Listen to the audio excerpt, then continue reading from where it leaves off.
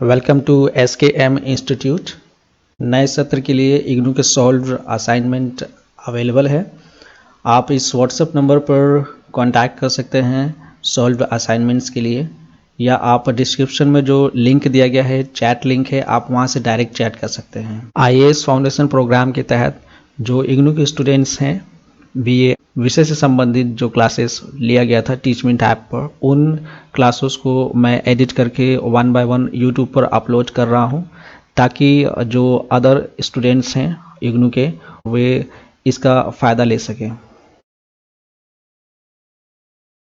कुछ स्टूडेंट्स को पता ही नहीं होता कि UPSC IAS PCS क्या है। मुख्य रूप से यह परीक्षा आर्ट्स के विषयों पर आधारित है। उन्हें स्कूल और कॉलेज के समय में ही इस परीक्षा की तैयारी धीरे धीरे शुरू कर देनी चाहिए। इस परीक्षा के लिए मैंने एक फ्री सेल्फ स्टडी और मेंटरशिप प्रोग्राम लॉन्च किया है। इसके अलावा मेरे 3 पेड कोर्सेस हैं। मेरे ये ऑनलाइन कोर्सेस हैं जिसके रजिस्ट्रेशन ओपन हो चुके हैं नेक्स्ट बैच के लिए। ये बोध प्रश्न 2 के 2 प्रश्न हैं जिसे डिस्कस करेंगे। पहला प्रश्न है कि भारत के उच्च पुरापाषाण कालीन 2 स्थानों का नाम बताइए, किसी एक का सविस्तार वर्णन कीजिए। तो इसमें जो 2 स्थान है, उच्च पुरापाषाण काल का यह पुरापाषाण युग का तीसरा और अंतिम चरण है। उच्च पुरापाषाण काल की कई पुरातात्विक साक्ष्य प्राप्त हुए हैं। कई महत्वपूर्ण स्थान से हमें साक्ष्य प्राप्त हुए हैं, जिनमें से 2 महत्वपूर्ण स्थान हैं आंध्र प्रदेश में कर्नूल और आंध्र प्रदेश के चित्तूर जिले में रेणुगुंटा। तो आंध्र प्रदेश के रेणुगुंटा के निकट हमें महत्वपूर्ण पुरातात्विक साक्ष्य प्राप्त हुए हैं, जैसे कि रलाकलाव घाटी से प्राप्त ब्लेड और दक्षिणी उद्योग के पुरावशेष प्राप्त हुए हैं। इसके अलावा पशुओं की हड्डियों से बने उपकरण के साथ साथ ब्लेड नुमा उपकरण भी प्राप्त हुए हैं। गुफाओं में हड्डी उपकरणों में खुरचनियाँ, छेदक, छिनिया, ढोल, कंधे, सुआ, कटिया इत्यादि औजार प्राप्त हुए हैं।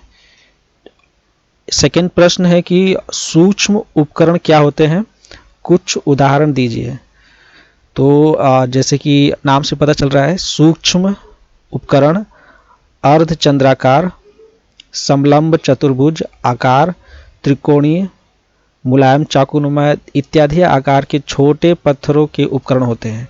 इसलिए इन्हें सूक्ष्म उपकरण या माइक्रोलिथ्स कहा जाता है, क्योंकि ये छोटे उपकरण होते हैं जिनकी लंबाई 3 सेंटीमीटर से कम होती है। यह मुख्यतः मध्य पाषाण कालीन संस्कृति से संबंधित है। कुछ उदाहरण है इसमें, जैसे खुरचनी, कुल्हाड़ियाँ, कुदालियाँ और हड्डी या बारहसिंघा के साखदार सींग से बने उपकरण। ब्लॉक 1 चैप्टर 3 के जो प्रश्न उत्तर हैं, इसके बाद ये पूरा ब्लॉक 1 जो है कंप्लीट हो जाएगा। ब्लॉक 1 के 3 चैप्टर्स और इनके क्वेश्चन आंसर्स। पहला प्रश्न है कि पुरापाषाण काल के लोगों के जीवन निर्वाह की मुख्य पद्धति क्या थी। तो इसका आंसर ये है कि वे खाना बदोश थे और शिकार की तलाश में इधर उधर भ्रमण किया करते थे। लेकिन उसको जो प्रश्न देने का एक तरीका होता है कि पुरापाषाण युग मुख्य रूप से जीवन निर्वाह शिकार और भोजन की तलाश पर ही निर्भर था। शिकार और भोजन की तलाश पर निर्भर था।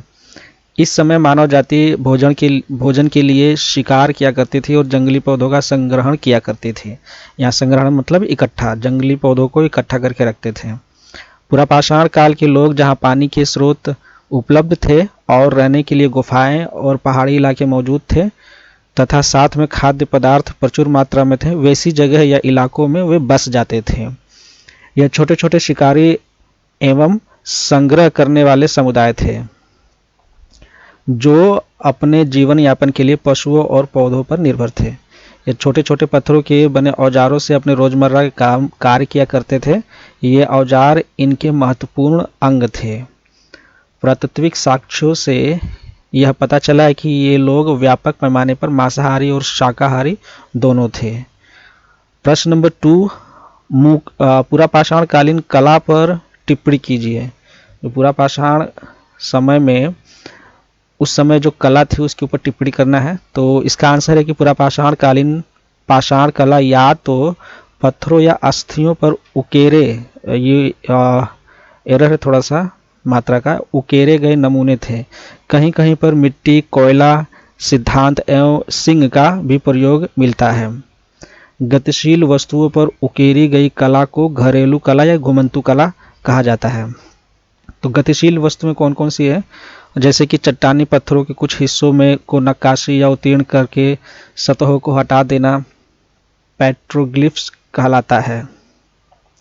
तो गतिशील वस्तुएं से मतलब यहाँ पे ये है, जैसे कोई शंख हो गया, सीप हो गया, ठीक, या कोई छोटा पत्थर का टुकड़ा हो गया, तो उस पर जो भी कला उकेरी गई थी उन्हें गतिशील वस्तुएं कहा जाता है, और उस पर जो कला हुआ था उसे घुमंतू कला कहा जाता है।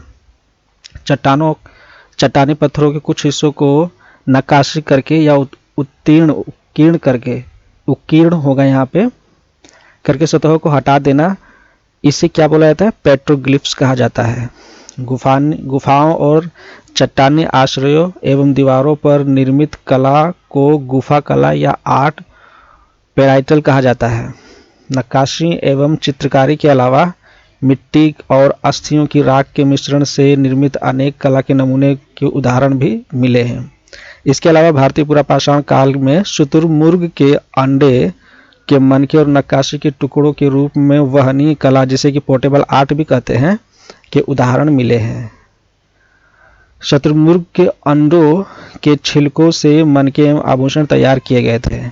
ठीक है, जो क्लासेस जो हुआ था उसमें इसे डिटेल्स से डिस्कस किया गया था, तो ये इस प्रश्न का आंसर होगा।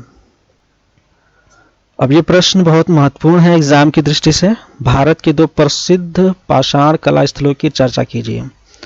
तो इसका आंसर है कि हमारे पूर्वज ने जहां वे रहते थे उन गुफाओं एवं खुली चट्टानों पर कला के हस्ताक्षर मिले हैं, जहां वे रहते थे पूर्वज हमारे।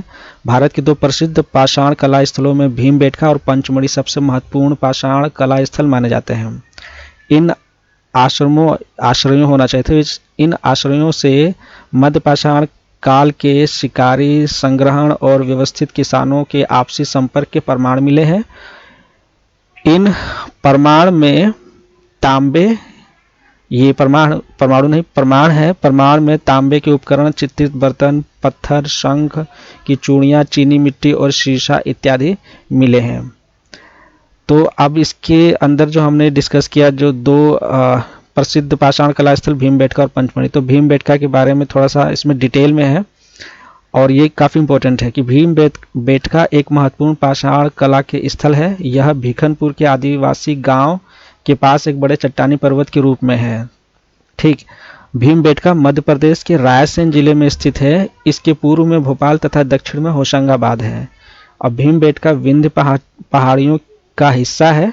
ये जब क्लासेस चल रही थी तो उसमें हमने मैप में अच्छे से इसको लोकेट किया था। और यहाँ प्रागैतिहासिक काल के से लेकर मध्यकाल तक के चित्र उपलब्ध हैं। नज़दीक से देखने पर एक विशाल किला या गढ़नुमा पर्वत खंडों की तरह दिखता है। तो ये एक किले की तरह ये दिखता है या गढ़नुमा पर्वत की तरह। विश्व का सबसे बड़ा पाषाण कला स्थल के रूप में इसे जाना जाता है। यह विश्व के सबसे सुंदर एवं समृद्ध प्रागैतिहासिक कला के रूप में इसे पहचान प्राप्त है। यहाँ पर जल प्रवाह 12 महीने रहता है तथा वनस्पति विविधता के कारण यह प्रसिद्ध स्थल है। यहाँ पर हिरण, जंगली सूअर, नीलगाय, चीता, भेड़िया, खरगोश, लोमड़ी और नदियों में प्रचुर मात्रा में मछली उपलब्ध है। भीमबेटका में 642 कला के नमूने हैं और उसमें से 400 में से चित्र, नक्काशी और उत्कीर्ण प्राप्त है। मतलब यहाँ पे उसमें जो हमें चित्र के नमूने मिले हैं, कला के नमूने, ठीक है, उसमें से 400 में से 400 जो हैं चित्र, नक्काशी और उत्कीर्ण वाले हैं। भीमबेटका में लगभग 6214 अनुमानित सेल्फ कलाकृतियाँ उपलब्ध हैं।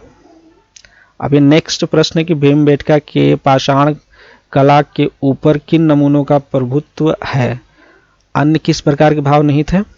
तो इसका आंसर जो है कि भीमबेटका के पाषाण कला पर पशु चित्रों का प्रभुत्व अधिक है। यहाँ विभिन्न प्रकार के पशुओं को दर्शाने वाले चित्र हैं, जिनमें बैल, और भैंस, नीलगाय, काला हिरण, बारहसिंगा, सांभर, चीतल, हिरण, हाथी, गैंडे, बाघ, चीता, भेड़िया, सियार, लोमड़ी, बंदर और चूहे शामिल हैं। भीमबेटका में पाषाण कला के अन्य भाव में जैसे कि अन्य भाव कौन कौन से हैं, जैसे कि तीरंदाज करते तीरंदाजी के और शिकार के उल्लेख है यहाँ पे उल्लेखनीय चित्र है। शिकार के चित्रों में भाला, डंडे, तीर और धनुष, विभिन्न प्रकार के जाल, मछली फंसाने वाले जाल, कंदमूल को खोदते हुए मध निकालने वाले जाल जैसे औजार के उपकरण मिले हैं। इसके अलावा औजार उपकरण के चित्र मिले हैं, चित्रकारी मिली है, ठीक है। इसके अलावा मानव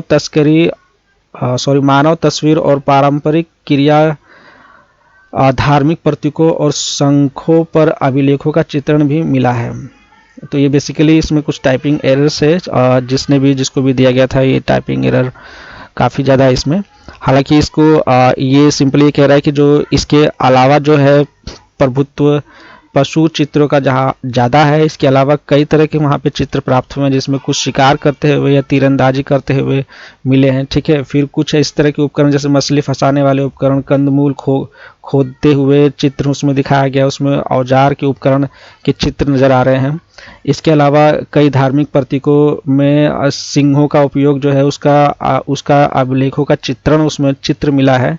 इसके अलावा नृत्य और छतरी नुमा केश सज्जा के साथ घुड़सवारी करते योद्धाओं के चित्र हैं, मधु संग्रह करने वाले चित्र हैं, मछली पकड़ने वाले लोगों के चित्र हैं, जंगली सूअर के शिकार इत्यादि के चित्रों का भी यहाँ पर वर्णन है। और भीमबेटका में कई तरह के संगीत वाद्य यंत्रों का भी चित्रण प्राप्त है, यानी यहाँ पे मिलता है, ठीक है। तो ये ब्लॉक 1 हमारा पूरा कंप्लीट हो गया है। सभी जो चैप्टर्स है इसमें इसको कंप्लीट कर देगा, और प्लस में जो क्वेश्चन आंसर्स है इसको डिस्कस करने के बाद ये ब्लॉक 1, अब ब्लॉक 2 स्टार्ट करेंगे हम। Thank you very much.